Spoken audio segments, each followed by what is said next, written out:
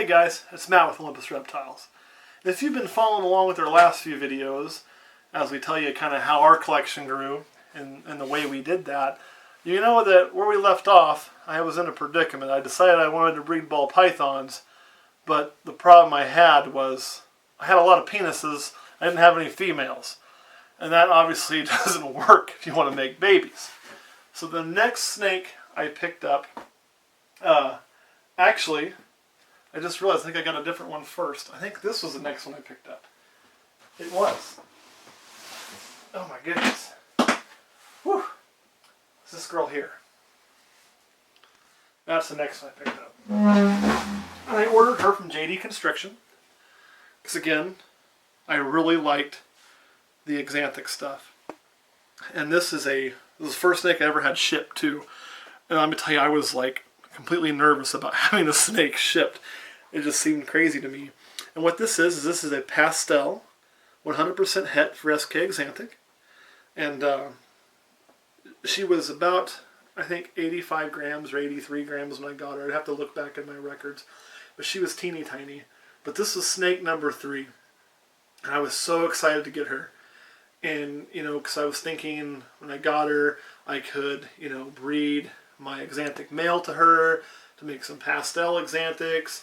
And then I could take a Pastel Axanthic and breed my bumblebee male to it to make some het Axanthic bumblebees, you know, and then breed the Axanthic Pastel and the bumblebee het Axanthic to get where I really wanted to go. That's where I was looking, which is going to be like, I think 8 or 9 years, if I remember correctly. We wouldn't even be near it yet. Of course, I accelerated that plan down the road, which we will get to.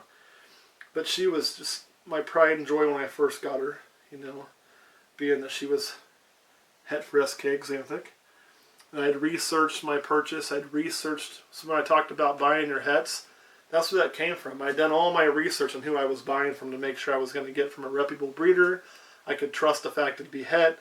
You know, it's a guy that'd been in the game for a long time and absolutely knew what he was talking about and produces some of the best, if not the best, SK Axanthics in the world.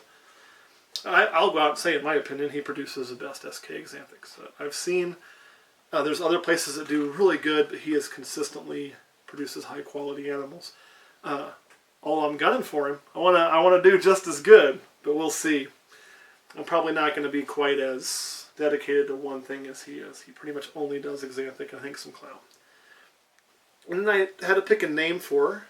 We kind of already decided that we were going to name all of our reptiles using mythology. And it wasn't something I decided with snakes. I've been doing that ever since I was a kid and had reptiles.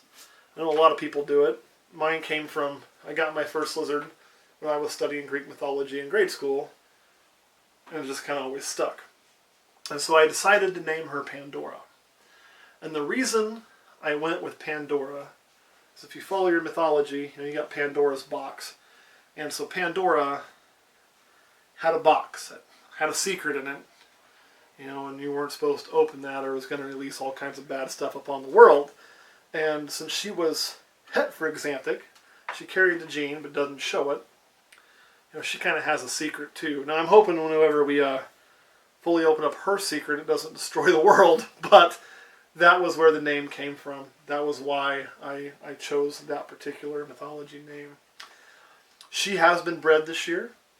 I'm expecting her to produce for me this year. She's already building. You can see she's got the look.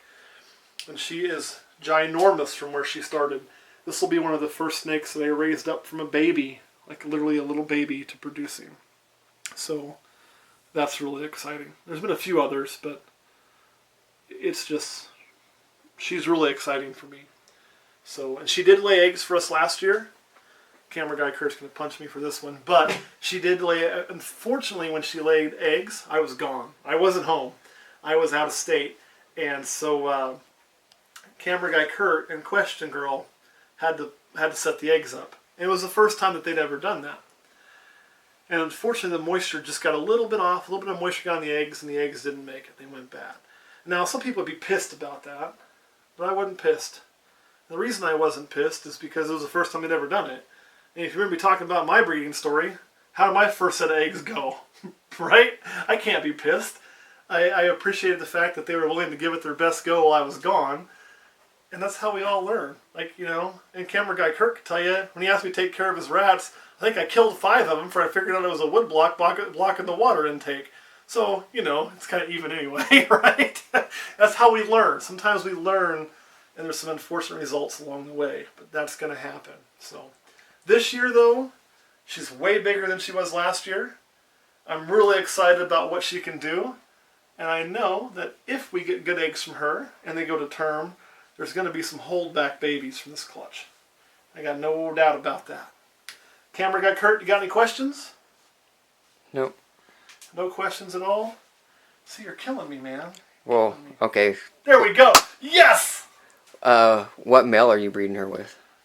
What male I'm breeding her with will be my Axanthic spider male named Hades, who we'll get to in another video down the road, do his introduction video, but it's safe to say that he was purchased specifically for this. Like, I bought him. We can just go ahead and do his video now. It'll be a little out of order. Actually, we won't. He's in shed. He looks terrible. But I bought him specifically with the expectation of breeding him to her to speed up that project of getting zebra bees. The idea being that if I could produce a bumblebee Axanthic, or even, you know, head Axanthic bumblebee, no matter whether it's male or female, I'm ahead. If I have a female, I can keep it, and especially if it's like a super pastel, or sorry, it wouldn't be a super pastel, it's a pastel Axanthic, I could keep it and breed him back to it, and that would be, you know, a 1 in 4 instead of a 1 in 8. If I produce a male, I would be able to breed the male back to the mother, which again, you can do in recessive projects. It's how they're all proven out, and have a shot at the killer bee Axanthics, which I absolutely think they're probably one of my favorite snakes. So yeah, that's the male that's going to her. And that was the male that we put to her last year as well. So, and he is proven, so I'm pretty confident that we're going to be good to go. Any other questions, Kurt? Nope. Alright guys, thanks for watching. And so hopefully you understand where we're at now. You know, we've got one female who's a little bitty baby, and we have 2 males that are ball pythons and a carpet python that we weren't looking at mixing carpets and balls. It can be done, but it wasn't on my radar. So that's where my collection was currently standing. And she was this little bitty cute little thing, you know, like just fit in the palm of your hand like any baby. So that's kind of where we're going to leave you, and we'll tell you about our next snake next week. Alright guys, thanks for watching.